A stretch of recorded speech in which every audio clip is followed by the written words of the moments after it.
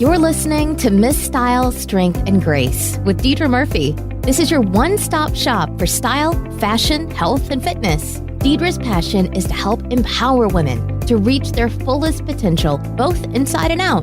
Deidra and her guests will be discussing how to develop your style, health, and lifestyle hacks to energize your day and inspire you to keep reaching higher levels of success. Deidra is a professional fashion stylist, health guru, and Mrs. Washington 2017. It's time to get open and honest with Deidra.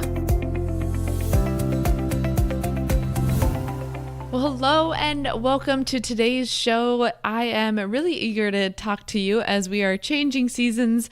The other day it was sunny and shiny and a little over 60 degrees, and today it's cold and rainy, and it just got me to thinking about how it's cold and flu season as we're hitting allergies. A lot of you know, just a few weeks ago, I was sick myself, and it got me to thinking about putting yourself first. And I know I mentioned on a previous podcast some ways to help naturally fight those colds and flus as they come about this season. But, I started to tell myself, I never get sick anymore. I don't have to worry about that. And the truth is, I still am human. At the end of the day, I still get things, granted it's been a few years since I last had a cold or a flu, and with regular chiropractic care, overall immune system changes and boosting that, I don't really even get seasonal allergies anymore. But, every once in a while I get something. Who knows? I could have picked it up with all my travels and then being kind of already on the fringe of being sick and then going for an extended weekend where I was hitting some seminars and only getting about 4 to 5 hours of sleep a night. It really just kicked my body to the curb, and I got sick a few weeks ago. And my body just, I let myself run myself ragged. And I didn't even get out of the house for a couple days, let alone get as much done, quote unquote, air quotes, as I needed to for my home, my business, even my family. I even took the week off from exercising. That's kind of crazy for me because it's become such a habit for me that I work out at a minimum of 4 to 5 days a week just because it helps me feel better. I notice a huge difference in my energy level, especially in the mornings. I'm not a morning person, but if I get up and get in, even if it's just like a walk or a run, all of a sudden I have more energy and I'm like, oh yeah, okay, I can tackle this day and then have coffee and get my day off on the right foot. However, the weekend that I got sick, I was supposed to drive for 4 hours to the Mrs. Oregon pageant. So a lot of my listeners know I'm currently Mrs. Washington, and I am coming up closer to the end of my reign. I don't want it to end, but all good things must come to an end. And my sister, Queen Jenny from Oregon, who I competed with at Mrs. Oregon, this particular weekend was giving up her crown and crowning her successor to the Mrs. Oregon title. And as the current Mrs. Washington, I wanted to attend the neighboring pageant to support the contestants, their program, as well as my director, Pam, because she was a judge at the program. And I was going to ride along with the current Mrs. Tri-Cities and her 2 daughters. So Naoma, she lives here where I do as well. She and I were going to carpool together, her 2 daughters. And all week I was looking forward to the road trip, especially the pageant itself. And, all week I'm going, okay, I got to take care of myself. I don't want to be still sick by this weekend. And I just kept getting worse and worse. And Friday night came and I was still miserable. I was aching, tired. My head was in a fog, sneezing, coughing, a slight fever to boot. You know the drill where you just don't want to move a muscle. You feel like you can't think and like your head is in a vice script because you're so just worn out and tired and feeling icky. The creepy crud, I like to call it. And I decided to let Naoma know that I was on the fence about whether or not I should go. I was going to let her know first thing in the morning based on how I felt because we needed to leave town, go to the pageant, and then we were going to drive back that same night. There was things both of us had to attend on Sunday the next day, so it made the most sense for us to go in a one-day trip rather than stay the night in Oregon. And Saturday came and I made the call to stay home. I didn't want to stress my body out even more or share my germs in an enclosed vehicle with 3 other people. Plus, we were going to drive home that same night, like I just mentioned, meaning I wouldn't even get home and into bed maybe until 1 a.m. And I know my body, when I'm lacking on sleep, that's when I just get even more sick. That's what caused me to get sick in the first place, was lack of sleep and pushing myself. It was the first Saturday I had stayed home in sweatpants on the couch with a movie and tissues in over 3 years. At first, I felt guilty. I was not only going to get to miss out on seeing my sister queens from Mrs. Washington, the contestants that were also driving down from places in Washington state, but I was also not going to see Jenny give up her title as Mrs. Oregon or support my director that was judging the pageant. I cried. I was so sad. I had broken a promise. And that morning, my husband gave me a hug and he was like, "It's okay. You're doing what's best for your body. You need to take care of yourself." And it wasn't until the next day that I realized it was okay. My body obviously needed to rest in order to get better, so I could show up that not only that day, but the next week with intention. It was the best choice, and the most sensible thing to do was to stay home. Not to mention, the next weekend after that, I had another commitment coming up that I had to be healthy for. It was over in Longview, Washington, another 4-hour drive for me. And I was emceeing and hosting a fundraiser on that side of the state. And I had made the commitment to be there for that. And I needed to take care of myself. So sometimes, if we don't put our own health first, we can't take care of others.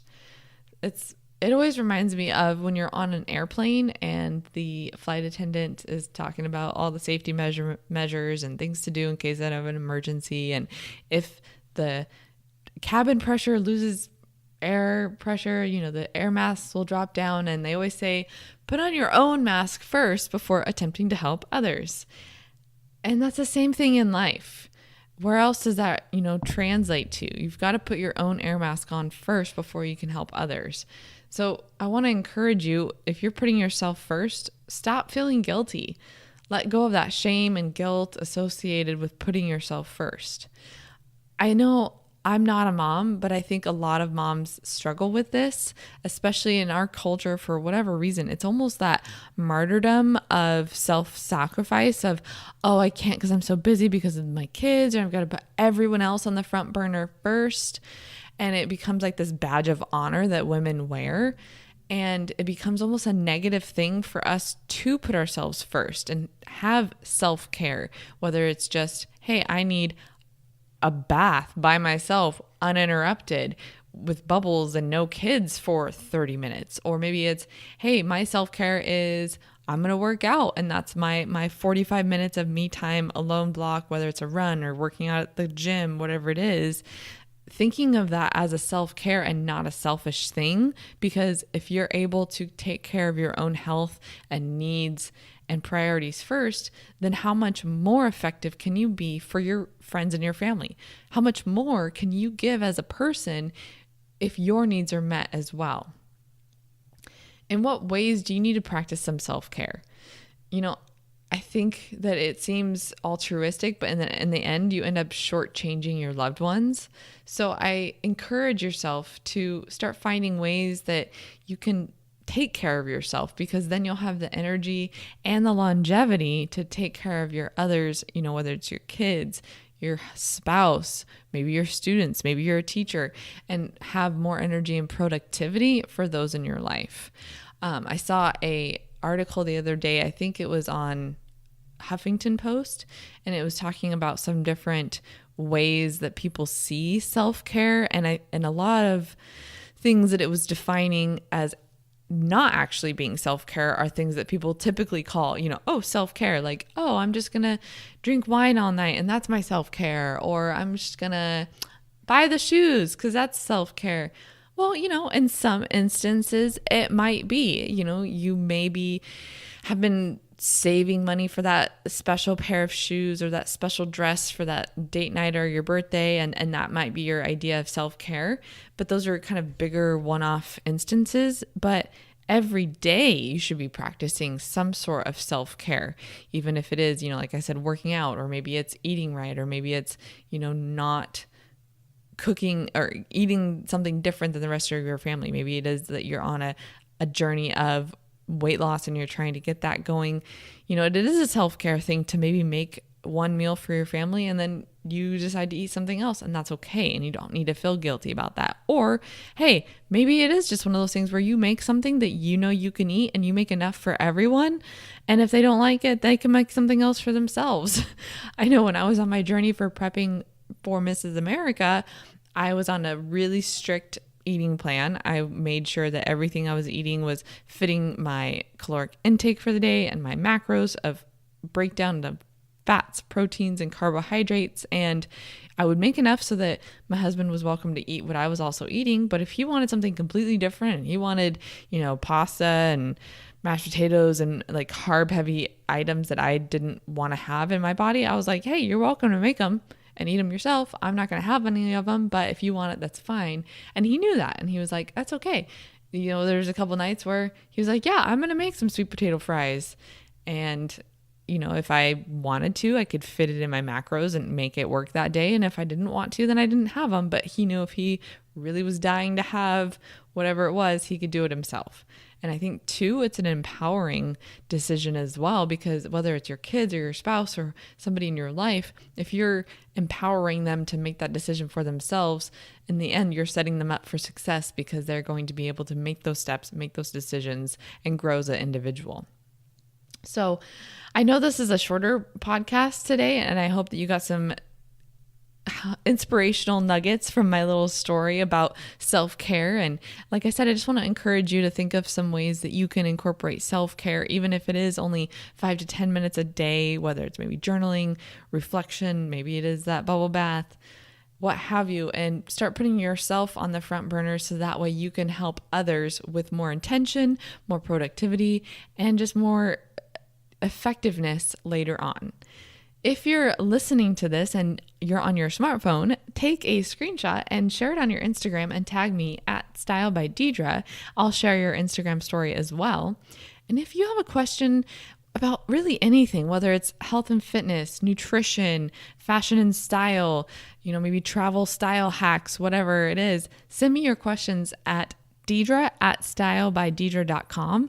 I would love to feature them. I'm kind of pulling a bunch of questions together for an episode where I go through and start answering all of them. And no worries if you feel maybe uncomfortable asking your question. All of my answers will be featured anonymously, so you don't have to worry about feeling embarrassed with your question or whatever it is that you're wondering about. With that, I hope you have a great rest of your day. Hey ladies, thanks for listening, and we hope you enjoyed today's episode. To help empower more women, please be a doll and rate, review, and subscribe to this podcast. For show notes and other free resources we mentioned today, go to stylebydeidra.com.